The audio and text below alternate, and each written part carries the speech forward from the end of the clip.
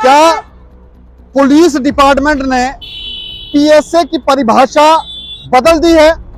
Public safety act को बदलकर police safety act बना लिया है? क्या ये सिर्फ पीएसए उन्हीं लोगों के ऊपर लगाया जा रहा है जो करप्ट ऑफिसरों को एक्सपोज कर रहे हैं?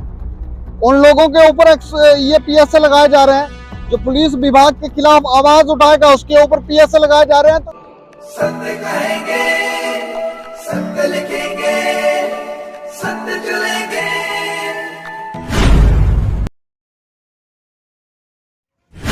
मुझे पहले ईश्वर, उसके बाद आप जनता का प्यार। नंगे प्रेम के घर में खाना नहीं, आप खाना ले आए।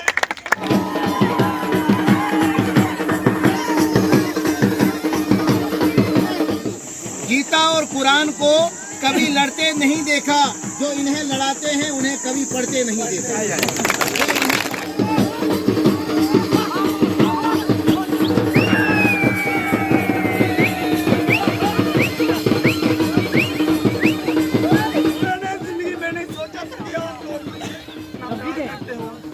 लेकिन मैं भारत के संविधान का नारा दूंगा और उम्मीद करता हूं कि आप जवाब दोगे।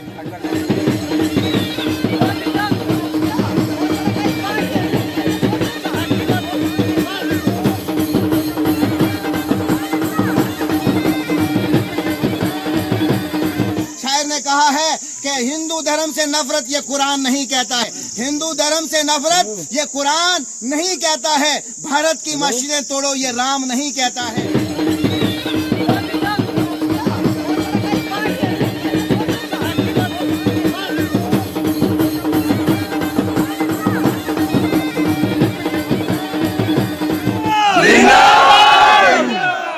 भारत का संविधान जिंदाबाद, जिंदाबाद, भारत का संविधान जिंदाबाद, जिंदाबाद, आजाद हिंदुस्तान जिंदाबाद, आजाद हिंदुस्तान जिंदाबाद। हम क्या चाहते हैं? इंसाफ और शांति, हम क्या चाहते हैं? इंसाफ और शांति।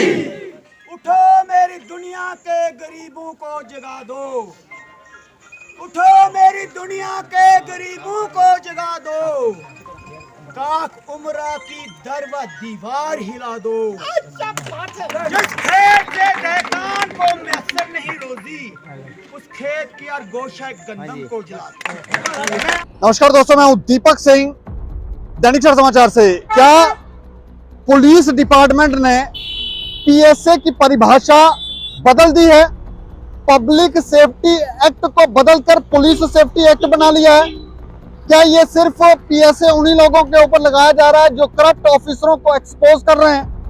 उन लोगों के ऊपर ये पीएसए लगाए जा रहे हैं जो पुलिस विभाग के खिलाफ आवाज उठाएगा, उसके ऊपर पीएसए लगाए जा रहे हैं? तो या फिर किन लोगों के ऊपर लगाए जा रहे हैं? क्या इसकी परिभाषा चेंज हो गई है? ये बातें हम इसलिए कह रहे हैं क्योंकि हमने आपको डिस्ट्रिक्ट रियासी के चसाना इलाके का एक शख्स बताया था, एक सरपंच था प्रेम सिंह, उस पर पुलिस ने पीएसए लगाया था। और हमने आपको यह भी बताया था कि अब उसे हाई कोर्ट के द्वारा उसे क्वेश्च कर दिया गया है। और उसके बाद ये भी जानकारी दी थी कि पुलिस जैसे ही पीएसए क्वेश्च तो ये हरियाणा पहुंच गए थे और वहां से उसे वापस किसी और मामले में रिमांड पर लेना चाह रहे थे। कुछ बातें तो इस तरह की भी आई कि दोबारा पीएसए लगाना चाहते हैं। लेकिन वापिस जब कोर्ट में प्रेम सिंह को पेश किया गया तो वहां से भी इनको दुत्कारा गया, वहां पर भी कोई तर्क नहीं बना और फिर प्रेम सिंह को आखिरकार पुलिस को छोड़ना पड़ा। तो क्या ये परिभाषा चेंज हो रही है?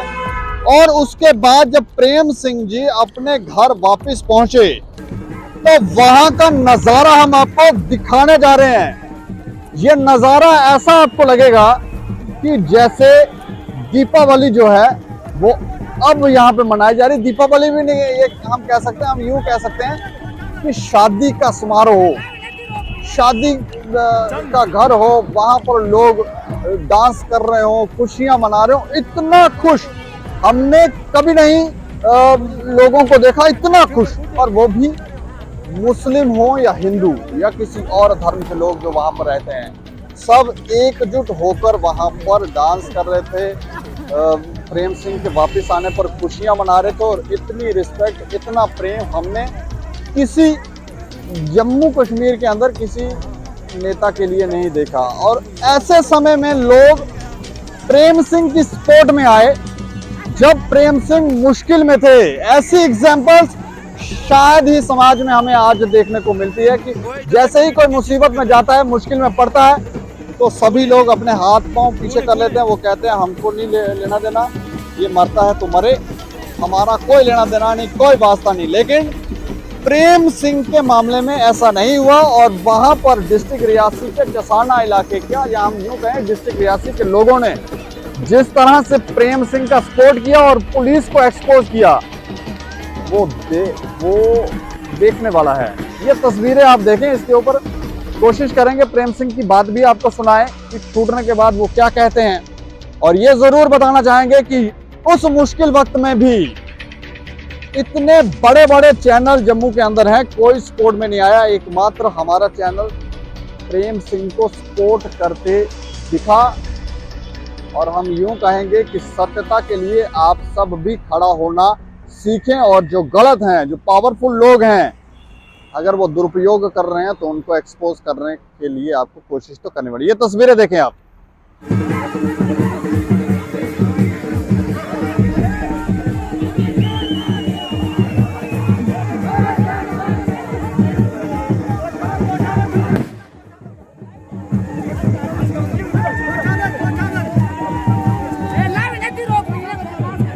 चल नीचे।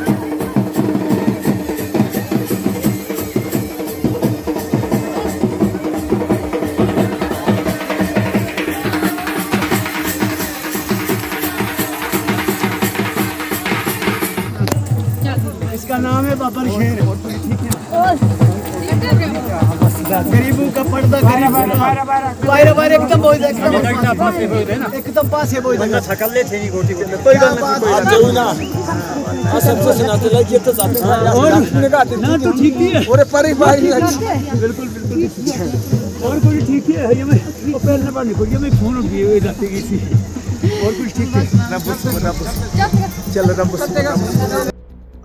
साल 1781 में फौजदार और चौकीदार को मिलाकर पुलिस की रूपरेखा बनानी शुरू की गई। अंग्रेज़ों ने इस काम के लिए कुछ सामाजिक प्रयोग भी शुरू किए और कई वर्षों की कसरत के बाद आखिरकार वो पुलिसिंग का आगाज़ करने में कामयाब हो गए। भारत के आज़ाद होने से वर्षों पहले ही पुलिस व्यवस्था वजूद में आ गई थी। अंग्रेज़ों ने जब भारत में सत्ता पर काबिज होना शुरू किया तो विरोधियों के दमन के लिए अपनी बेरहम पुलिस का ही इस्तेमाल किया था। वही पुलिस व्यवस्था देश के आज़ाद होने के बाद भी लागू है। हालांकि समय समय पर इसमें फेरबदल भी किए गए, लेकिन कई बार पुलिस विभाग की कार्यशैली पर प्रश्न उठते रहे हैं। पुलिस विभाग भारत के हर एक राज्य में अपना काम कर रही है और इसका मुख्य कार्य है जुर्म को रोकना और गुनाहगारों को सलाखों के पीछे भेजना। पर आजकल पुलिस विभाग क्या काम कर रही है, इस पर सवाल उठते हैं।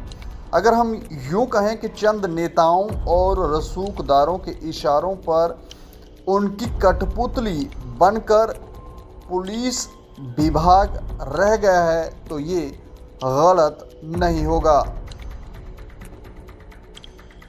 गया भाई छा गया छा गया छा गया भाई छा गया आ गया भाई आ गया आ गया भाई आ गया छा गया भाई छा गया टारगेट प्रेम से टारगेट प्रेम से आ गया भाई आ गया छा गया भाई छा गया छा गया भाई छा गया आ गया भाई आ गया। भारत माता की भारत माता की हम तुम्हारे साथ हैं हम तुम्हारे साथ हैं। अमीन हजरात, आप मुझे बाखूबी तमाम हजरात जानते हैं और मैं आपके बीच में बरादरी का एक आदमी हूँ और मदरसे का पढ़ा हुआ जिम्मेदार एक मौलवी हूँ और मोहती मदरसा मरकजी मदरसा फलाह दारैन मैन मार्केट चाक खलूर के अंदर जो है वहाँ एक अदारा कायम किया हुआ है। चंद रोज़ पहले ठाकर साहब मैंने यहाँ हजरत अल्लामा मौलाना मुफ्ती चतुर्वेदी नेपाल से बुलाए और बेहतरीन तरीके से हर मजहब के बारे में बात करवाई और सब हिंदू मुस्लिम को उसने दावत की कि मैंने एक तरफा कोई इस किस्म का प्रोग्राम नहीं करवाया। मैंने कहा कि हम अगर यहाँ बीच में इतनी बरादरी के बीच में रहते हैं, हमारे बीच में जो है ऐसा कोई बंदा बुलाया जाए जो हर मजहब की बात करे, हर कौम की बात करे, हर बंदे की बात करे। तो सामीन हजरात, मैं ज़्यादा तफसील में ना जाते हुए ज़रूर मौका मिलता जाएगा, हम बात करेंगे मिल बैठ कर सभी लोग। शायर ने कहा है कि रोटी का कोई धर्म नहीं, पानी की कोई ज़ात नहीं, रोटी का कोई धर्म नहीं, पानी की कोई ज़ात नहीं, जहाँ इंसानियत जिंदा हो वहाँ मजहब की बात नहीं। आगे आज कुछ लोग ये हमारे इलाके में क्या बहुत सारी जगहों में ऐसा अनासिर ऐसी मुखालफतें चलती हैं। फरमाया कि जो बंदा मर्द होता है, सच्चा होता है, सेकुलर रहना चाहता है, उसके खिलाफ ज़रूर कहीं ना कहीं बात चलती है। और हमारे मजहब में हदीस में ये है ठाकर साहब कि जिस बंदे की दुनिया में मुखालफत ना हो वो मुनाफिक होता है और मुनाफिक की कोई मुखालफत नहीं होती। क्यों? वो शराबी के साथ शराबी, चोर के साथ चोर, जानी के साथ। लेकिन जो बंदा सच्चा होता है उसकी मुखालफत दुनिया में होती है। हजरात, जितने भी हमारे पैगम्बर इस्लाम आए, बड़े बड़े इस धर्म को मजहब को चलाने के लिए आए, हमने देखा कि इस्लाम के अंदर झांक कर कुरान के अंदर, गीता के अंदर उनके खिलाफ ही साजिशें चली हैं। वो तो मजहब का प्रचार करने वाले लोग आते हैं। लेकिन हजरात, इसलिए ठाकर प्रेम सिंह जी जो है, आज मैं एक शायर और बोलूँगा। लोग कहते हैं कि हिंदू मुस्लिम का जो बहाना चला रहे हैं, मैं भी एक मुसलमान हूँ और जिम्मेदार एक शख्स हूँ, उलमा की सब में हूँ और पूरे उलमा जानते हैं। हजरात, मैंने काफी बार ये ऐलान किया हुआ है कि अगर मैं ठाकर साहब को मस्जिद के खिलाफ, नमाज के खिलाफ, अजान के खिलाफ, मुसलमान के खिलाफ देखूंगा, इस दून चिसाना, तहसील चिसाना का पहला आदमी मैं हूं जो इनके खिलाफ विरोध करूंगा। लेकिन जब मैंने इनकी मोहब्बत देखी, इनका अखलाक देखा, इनका प्यार देखा, अगर कोई भी बंदा इनके पास इंसाफ मांगने के लिए आया, ये रात दिन उस गरीब के लिए जो है तैयार होते हैं कि मैं आप पे जुल्म नहीं होने दूंगा। क्यों? यहाँ का गरीब आदमी जो है जुल्म और सितम की आंधियों में आकर रिश्वतें देता है। इसीलिए किसी शायर ने कहा है, गीता और कुरान को कभी लड़ते नहीं देखा। सुनना आप तमाम लोग, गीता और कुरान को कभी लड़ते नहीं देखा, जो इन्हें लड़ाते हैं उन्हें कभी पढ़ते नहीं देखा, जो इन्हें लड़ाते हैं उन्हें कभी पढ़ते नहीं देखा। मैं पहला शख्स हूँ, बहुत सारी जगहों में ये आजकल नेट का दौर है, हम बात इस वक्त जो है पंचायत ठालकोट तहसील किसाना रियासी में करते हैं, ये बात हिंदुस्तान के बल्कि पूरे वर्ल्ड के अंदर चली जाती है। मैं तमाम को कहूँगा, ठाकर प्रेम सिंह जो है, ये आपको कोई इनकी सफाई नहीं, ये किसी तारुफ के मोहताज नहीं है। इनका जो है इस वक्त तमाम लोगों ने ऑपरेशन किया है, गवर्नमेंट ने भी, कानून ने भी इनको झंझोड़ के देखा है। इनको आज कुछ अरसा छांटबीन करने के बाद निर्दोष करके, पाक और साफ करके फिर अपने बाइज्जत घर में भेजा है। जो जुर्मदार होते हैं, जो मुजरिम होते हैं, जो जालिम होते हैं, जो कातिल होते हैं, उन्हें कानून नहीं छोड़ता है, उन्हीं लोगों को रिहाई मिलती है। जेलों से बाइज्जत तरीके से वही लोग इतनी बरादरी के जो है साथ में लेकर आते हैं, जो निर्दोष होते हैं, जो बिल्कुल सच्चे और पाक और साफ होते हैं। मैं आप लोगों के माध्यम से तमाम जगह तक जो है इस मैसेज को पहुंचाऊंगा। जब भी इनके खिलाफ कोई बात उठती है, हमें पता है ठाकर प्रेम सिंह जो है रिश्वत के खिलाफ है, जुल्म के खिलाफ है, ये इंसाफ परस्त आदमी है, इंसाफ चाहते हैं, ना मुसलमान के खिलाफ हैं, ना हिंदुओं के खिलाफ हैं, भाईचारे से जो है अपनी जिंदगी को बसर करते हैं। ये वक्ती तरीके से सरपंच भी हैं। आप इनकी कोठियों को देखें, इनके मकान को देखें, इनके खाने पीने को देखें। सरपंचों के घर में, उनके घर में जो फ्रिज होते हैं, कूलर होते हैं, तरह तरह के बेडो बिस्तरे होते हैं, पखे लगे होते हैं, बड़े आला शानदार मकानात होते हैं, तरह तरह की गाड़ियां उनके पास होती हैं, उनके मकान जम्मू बने होते हैं। दिल्ली तक उनकी कोशिश है कि हम कहीं ना कहीं कोई प्लाट खरीद के मकान बनाएं, लेकिन इनकी प्रॉपर्टी को चेक किया जाए, इनके अकाउंट को चेक किया जाए। ये आज भी जिस लिबास में यहाँ से गए थे, उसी लिबास में आप हमेशा इनको देखोगे। आप ठाकर प्रेम सिंह क्या यही एक धोखा दुनिया को लगता है?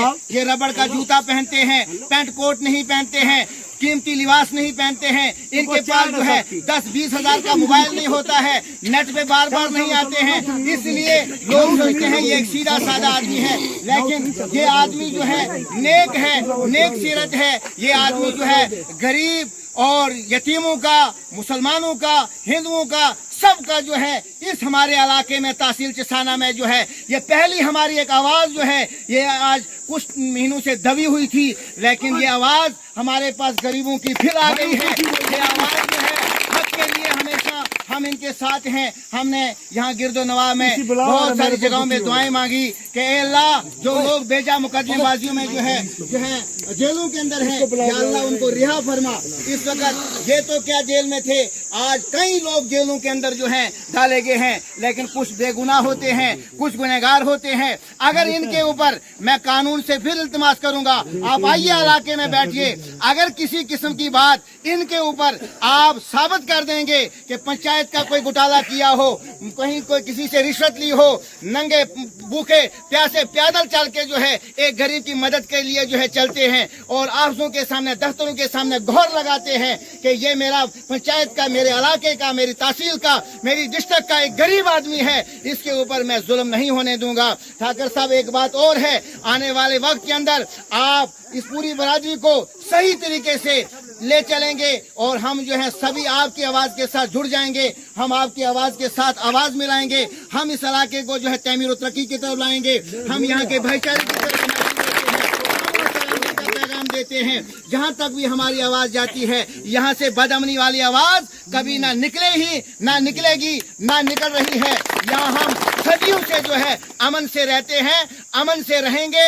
ना हमारे इलाके में कोई भी आज तक बताए कोई मिलिटेंट नहीं पैदा हुआ, यहाँ कोई इसी किस्म की कोई जो है एक दूसरे के चुगली नहीं बनी, किसी किस्म का जो है भेदभाव नहीं हुआ। यहाँ हम हर मजहब मिलत के लोग जो है भाईचारे से रहते हैं, मरने जीने में, खुशी गमी में, अदना आला के साथ में रहते हैं। मैं इसलिए आप तमाम लोगों से यही मैसेज कहूँगा कि आम और खासकर जो है मुझे कुछ लोग, सारे नहीं, कुछ लोग कहते हैं कि भाई अभी भी किसी ने कहा, यहाँ जब किसाना से गुजर रहे थे, उनने कहा कि ये बाबा आसाराम आ गए जी इनके साथ, कोई कहता बाबा रामदेव साथ में चल रहा है जी, कोई कहता कुछ है। लेकिन बात यह है, दीन और ईमान इतना कमजोर नहीं है कि मैं ठाकर के साथ चलूंगा या ठाकर के साथ घर आऊंगा तो ईमान खत्म हो जाएगा, दीन खत्म हो जाएगा, हमारा कलमा खत्म हो जाएगा। केवली के गुजरों को आज तक भी गिरदो नवा में सारी बरादरी के लोग कहते हैं। इस मना नायक जी को पूछो, एक वक्त वो था कि यहाँ गिरदो नवा में मैं तमाम उलमा से भी ये दरखास्त करूंगा,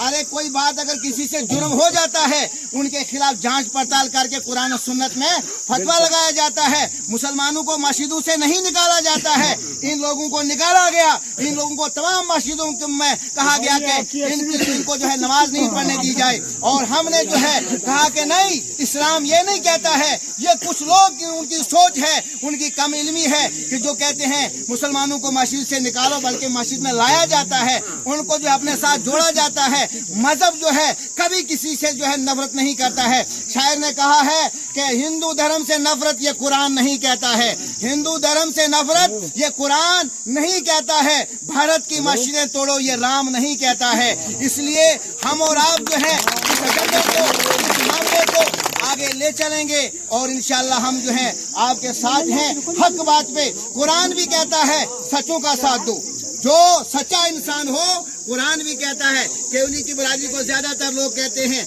अरे ये प्रेम सिंह का कब तक जो है दुम संभालेंगे और इनके तलवे चाटते रहेंगे। लेकिन आपने एक सच्चे इंसान को पैदा किया है, आपकी पंचायत में जो है एक इंसाफ परस्त आदमी है, ये नहीं मिलेगा। और ये कदर तभी आती है जब कोई जाता है हमारे बीच में, आप बाइज्जत तरीके से आए। और इंशाल्लाह आगे भी जो है जिन लोगों ने, जिन यहाँ के गिरदो नवा हजरात ने जो है आपके खिलाफ ये प्रोपेगेंडे बनाए, ये साजिशें चलाई, ये खून चलाए, लोगों को कहा ये फिरका परस्त है। यहाँ जमुना दीदी ने बुदल से कुछ लोग लाए, उनके खिलाफ कहा गया यहाँ से उन मुसलमानों को, अरे यहाँ के मुसलमानों को पूछो। लेकिन हजरात उन मुसलमानों को इस्लाम ने पहले जगह ही नहीं दी है, उनको पूरी वर्ल्ड के अंदर जो है निकाल दिया गया है कि तुम मुसलमान ही नहीं हो। फरमाया कि वो क्या मुसलमानियत का दावा करेंगे और उनको मैसेज देंगे कि भाई ठाकर प्रेम सिंह को हम जानते हैं। हजरात बात यह है कि उन लोगों को भी मुबारक हो जो वहाँ से चले। मैं लोगों को कहूँगा कि वाकया जो है आपने किसी नेक आदमी की, किसी मर्द आदमी की जो है वहाँ जाके हक की बात की है और हम आइंदा भी करते रहेंगे। मैं डांट से इतना प्रभावित हूँ, मुझे पहले ईश्वर, उसके बाद आप जनता का प्यार। नंगे प्रेम सिंह के घर में खाना नहीं, आप खाना ले आए, मैं घर में नहीं गया, मुझे पता था कि आपकी बैठने की जगह नहीं होगी। यहाँ बहुत चालें हुई, बहुत सारे लोग रास्तों से वापस हुए। मैं मुसलमानों के पांव पर कुर्बान, हिंदू मेरा अपना। ताली बजाओ, ताली। मैंने जिंदगी में नहीं सोचा था कि आप लोग मुझसे इतना प्यार करते हो, लेकिन मैं भारत के संविधान का नारा दूंगा और उम्मीद करता हूं कि आप जोर से उसका जवाब दोगे। मैं कहूँगा भारत का संविधान, आपने कहना जिंदाबाद। मैं कहूँगा आजाद हिंदुस्तान, आपने कहना जिंदाबाद। मैंने कहना हिंदू मुस्लिम सिख एहतियात, जिंदाबाद जिंदाबाद। भारत का संविधान जिंदाबाद, भारत का संविधान जिंदाबाद जिंदाबाद, भारत का संविधान जिंदाबाद जिंदाबाद, आजाद हिंदुस्तान जिंदाबाद, आजाद हिंदुस्तान जिंदाबाद, आजाद हिंदुस्तान जिंदाबाद, हिंदू मुस्लिम सिख एहतियात, जिंदाबाद जिंदाबाद, हिंदू मुस्लिम सिख एहतियात, जिंदाबाद जिंदाबाद, हिंदू मुस्लिम सिख एहतियात, जिंदाबाद जिंदाबाद। मैंने कहना हम क्या चाहते हैं, आपने कहना न्याय और शांति, न्याय इंसाफ। हम क्या चाहते हैं, इंसाफ और शांति। ये आवाज हमने गवर्नमेंट तक पहुंचानी है। हम क्या चाहते हैं? इंसाफ और शांति। हम क्या चाहते हैं? और शांति। हम क्या चाहते हैं? और शांति। हम क्या चाहते हैं? और शांति। उठो मेरी दुनिया के गरीबों को जगा दो। उठो मेरी दुनिया के गरीबों को जगा दो। काक उमरा की दर व दीवार हिला दो। जिस खेत से दहकान को मैसर नहीं रोजी, उस खेत की और गोशा गंदम को जला दो। मैं आपका तहे दिल से शुक्रिया अदा करता हूँ। मैं आपका तहे दिल से शुक्रिया अदा करता हूँ। मुझे परमात्मा ने, आपके प्यार ने और भारत के संविधान ने सम्मान के साथ आपके पास पहुंचा। भारत माता की जय! भारत माता की जय! सनातन धर्म की जय! सनातन धर्म की जय! ये तस्वीरें आपने देखी, ये जश्न का माहौल आपने देखा। ये माहौल जश्न का कौन मना रहा है? क्या ये हिंदू हैं या मुसलमान? सब एक साथ मिलकर बना रहे हैं।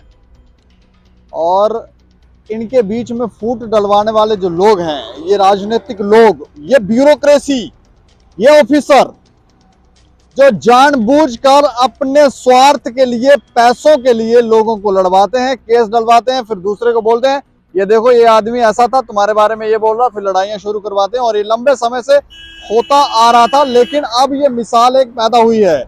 जिनकी वजह से ये मिसाल पैदा हुई है, उनसे हम फोन लाइन पर हमने बात की है, वो आपको सुनवाने जा रहे हैं किन किन दर्द तकलीफ से वो गुजरे हैं, क्या अनुभव उन्होंने किया है, क्या वो पुलिस डिपार्टमेंट और ब्यूरोक्रेसी के बारे में कहते हैं, और जब उन्हें डिटेन किया गया उसके बाद क्या क्या उनके साथ हुआ, वो सब उनसे बात की है, वो आप सुने।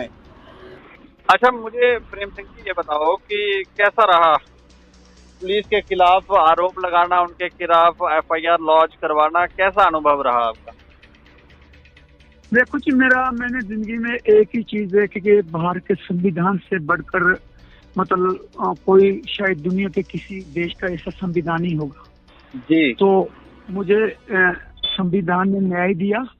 और उसके बाद मीडिया जो है, ये हमारी जमहूरियत का और हमारे एक देश की एक बहुत बड़ा मतलब इंसाफ को उजागर करने वाला एक है जी। तो अच्छा ही रहा।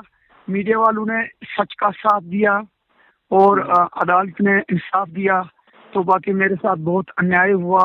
मुझे इस वक्त 3 दिन हो गए, मैं सोया नहीं, क्योंकि मैं परसों रात को पहुंचा था, फिर कल लोग रहे। इस वक्त बहुत सारे लोग हैं, आते हैं जाते हैं।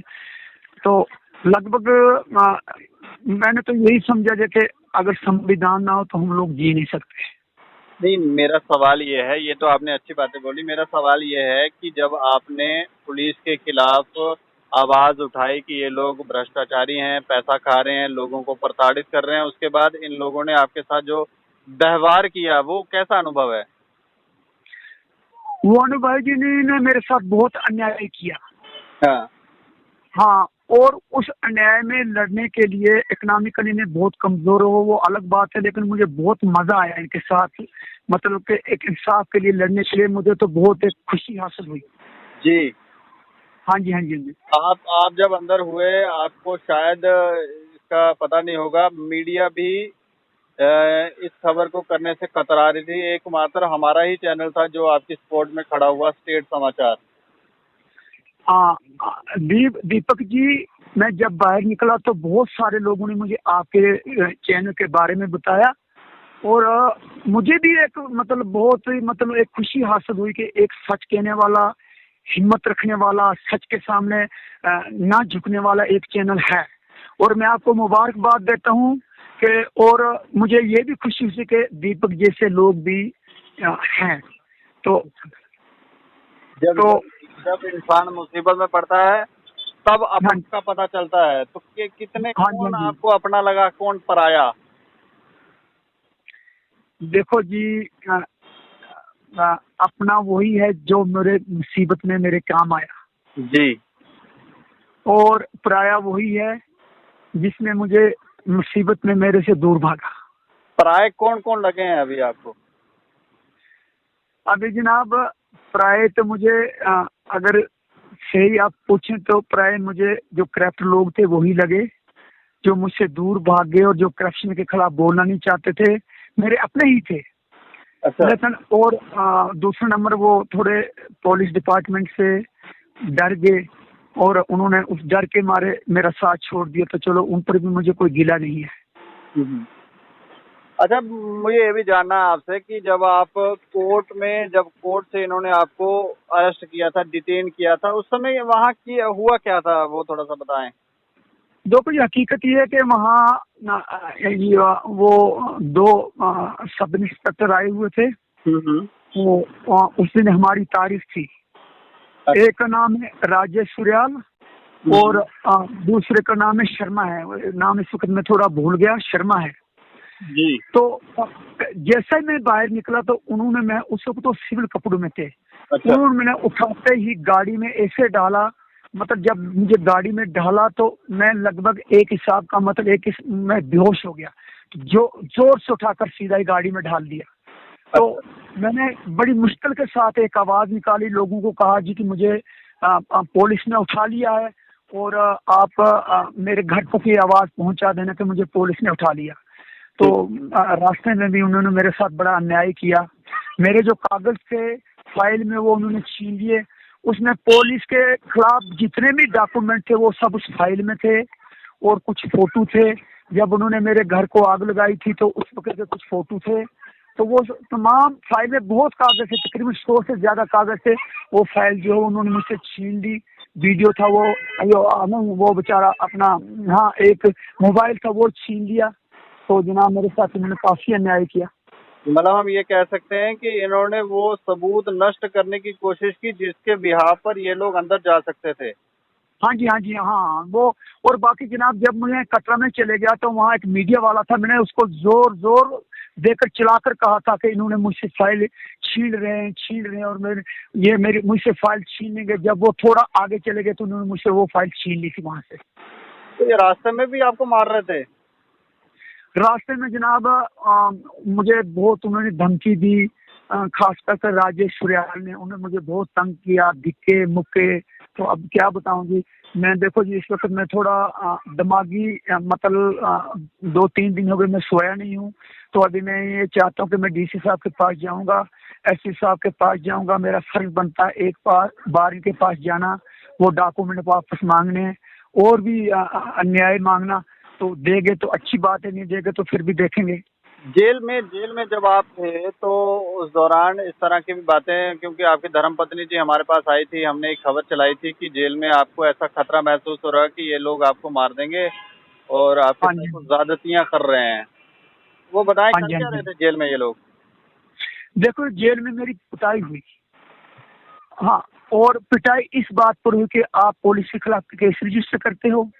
अच्छा। और जो पिटाई हुई है वो 17 तारीख को हुई है और सीसीटीवी कैमरे के वो अगर फुटेज निकाली जाएगी उसमें तमाम सबूत है। मुझे बेरहमी से मारा गया और मैं जब नीचे गिरा तो एक यहाँ का एक वो रियासी में ही रहता है, ग्राम मोड़ में, नाम इस वक्त मैं भूल गया, उसकी ड्यूटी थी। तो उसने मुझे वो मेरे सिर के ऊपर बूट रख दिए। तो वहाँ बहुत सारे लोग हैं, मैं गवाह पेश कर सकता हूँ। फिर उन लोगों ने उनको कहा यार ये बंदा मर जाएगा, तो फिर उन्होंने वहां से मुझे बचाया। तो उसके बाद अंडर रूल ये सेल में 10 दिन एक कैदी को रखते हैं, 10 दिन के बाद ये बारकों में भेज देते हैं। तो मुझे 2 महीने कुछ दिन सेल में बंद रखा, मेरा कोई भी पक्का नहीं चलता था गर्मियों में और मेरे साथ इन्होंने बड़ा अन्याय किया। 2 महीने कुछ दिनों के बाद मुझे सेल से उतारा, तो वहां भी इन्होंने मारने की बड़ी कोशिश की। एसएसपी साहब खुद आकर मुझे डराते थे, एसएसपी साहब बजाते खुद, और मैं गवाह दे सकता हूँ। और इनके खिलाफ कौन से एसएसपी जो वीरेंद्र जी जो है जेल के, हाँ जी। अच्छा। हाँ, तो उन्होंने बड़ी दफा मुझे वहाँ डराया धमकाया, तो मेरे साथ अन्याय किया। तो मैं वहाँ मेरे साथ बहुत मतलब बुरा सलूक किया और उसके बाद मुझे करनाल जेल भेजा गया, जो डिस्ट्रिक्ट अपने वहाँ डिस्ट्रिक्ट करनाल में जो सूबा हरियाणा में पड़ता है, वहाँ मुझे शिफ्ट किया गया। वहाँ पे भी इसी तरह की जाति करते थे? देखो जी दीपक जी, इस वक्त मेरा जो दिमाग काम नहीं करता, लेकिन हरियाणा की पुलिस को मैं मुबारकबाद देता हूँ कि उनके पास इंसाफ है। और मुझे वहाँ सुकून मिला, मुझे शांति मिली वहाँ। मतलब उन्होंने मतलब बिल्कुल अच्छे तरीके से खाने के टाइम खाना, और हमारे साथ वहाँ कोई भी जाती नहीं। अच्छा, हाँ जी, हाँ जी। उसके बाद वापिस से, क्योंकि एक और खबर हमने 2-4 दिन पहले की थी, जब ये आपको हरियाणा लेने गए थे आपके परिवार वाले, और वो दे नहीं रहे थे, और वो कह रहे थे हम जम्मू पुलिस को दे रहे हैं, और फिर सुनने में ये भी आया कि ये आप पर कोई दूसरा मामला बनाने लगे हैं, कोई रिमांड पर ले रहे हैं। कभी बात आई कि पीएसए लगा रहे, हुआ क्या था वहाँ पे? वहाँ पे ये हुआ कि एक दिन वहाँ वो आया बेचारा वहाँ का एक पुलिस वाला, उसने मुझे कहा जी कि आप हमें फैक्स आया है कि आपको छोड़ना और आपका परिवार आया है, तो हम एसपी साहब रियासी को पूछेंगे, तो 1-2 घंटे के बाद हम आपको छोड़ देंगे और अपना सामान जो उसको इकट्ठा करो।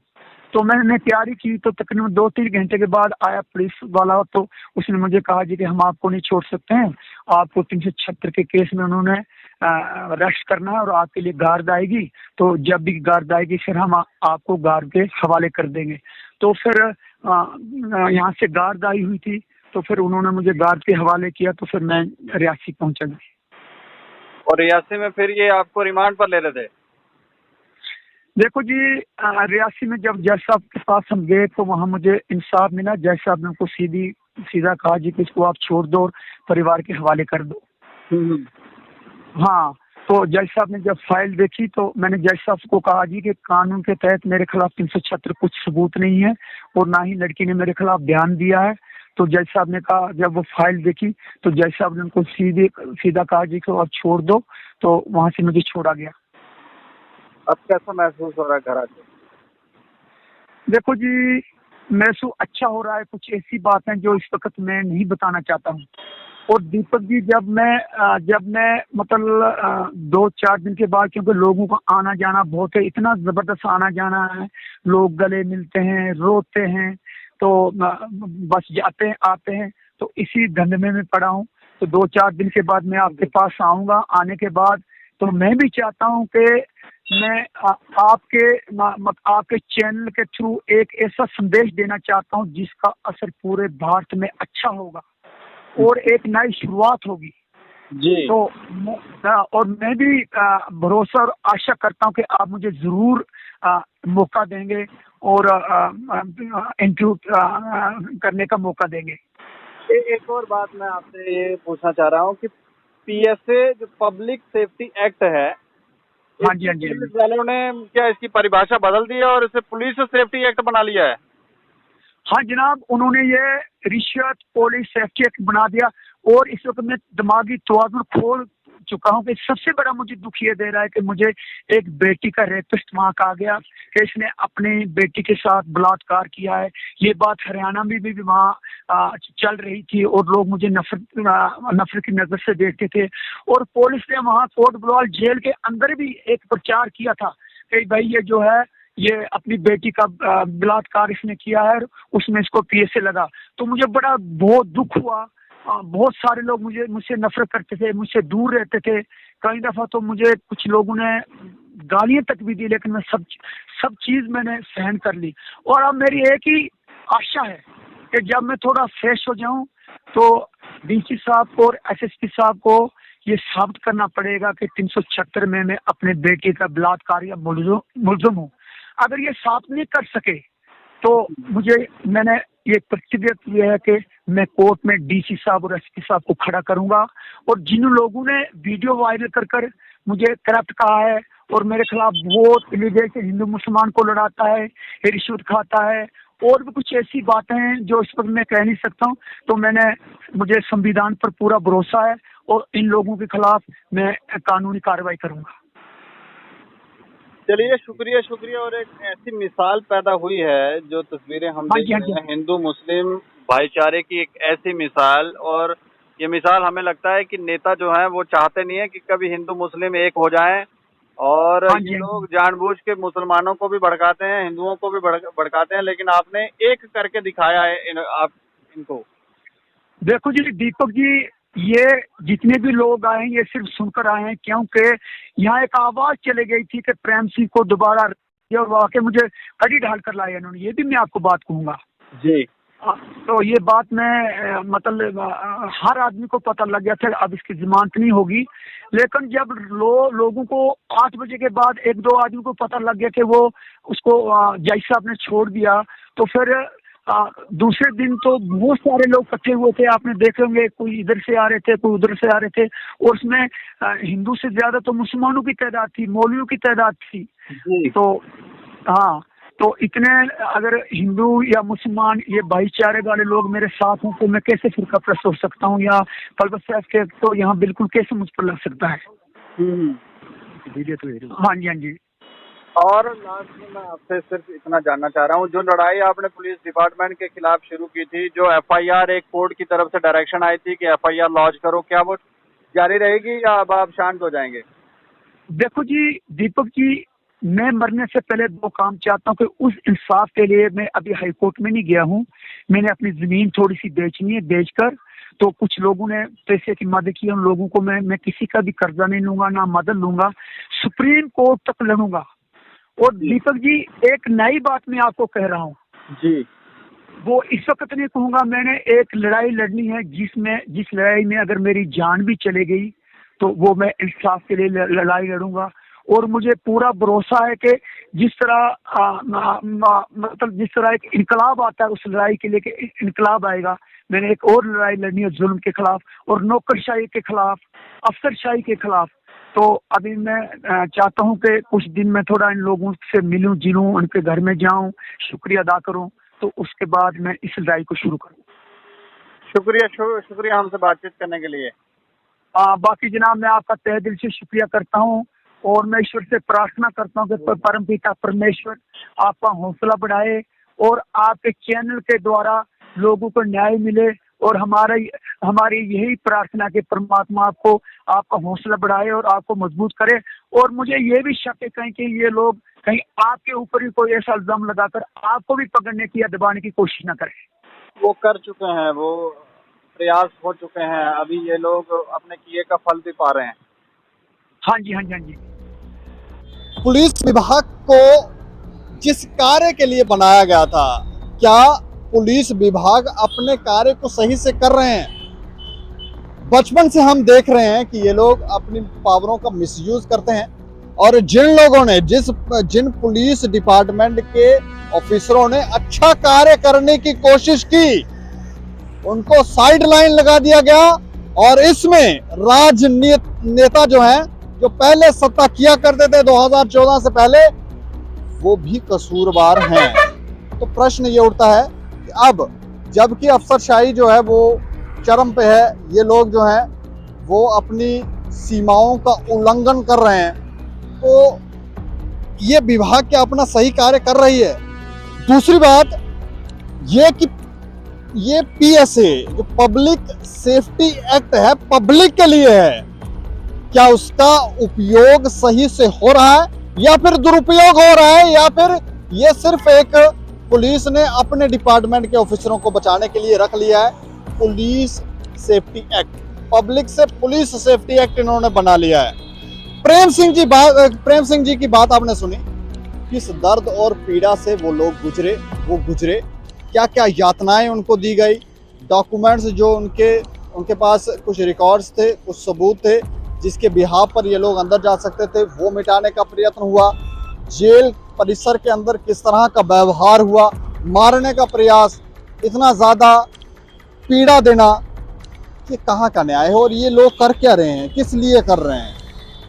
यहाँ इन्हें करना होता है, वहाँ ये लोग चुप्पी साध देते हैं, और यहाँ नहीं करना होता है वहाँ ये करते हैं। अब दायित्व ये सरकारों का है कि सरकारें ये निर्धारित करें कि ये विभाग रहेगा या फिर इसे खत्म करने की जरूरत है, एक नया विभाग बनाने की जरूरत है, या फिर इसके अंदर जितने भी नौकर हैं, नौकरशाह हैं, उन लोगों को बाहर का रास्ता दिखा दिया जाए और कुछ नई रिक्रूटमेंट की जाए, कुछ नई भर्ती की जाए और नए लोगों को कुर्सियों के ऊपर लाया जाए। और ये जो पुरानी मानसिकता, जो परंपरा इन लोगों ने बना रखी है कि पैसा छापो, पैसा खाओ, पब्लिक जाती है भाड़ में, कोई लेना देना नहीं है, तो वो परंपरा टूटे। ये टूटेगी तब जब कोई स्ट्रिक्ट एक्शन होगा, जब ये लोग पूरी तरह से एक्सपोज हो रहे हैं, इनका कार्य पूरी तरह से एक्सपोज हो रहा है, तो फिर क्यों इस विभाग पर एक्शन नहीं? इसके अलावा एक और पीएसए इन्होंने गूड़ा सलाथिया के एक शख्स के ऊपर लगाया था, शालू के ऊपर जब पीएसए लगाया गया था तब भी वहां पर पब्लिक सपोर्ट कर रही थी और कह रही थी कि हमें इससे कोई खतरा नहीं है।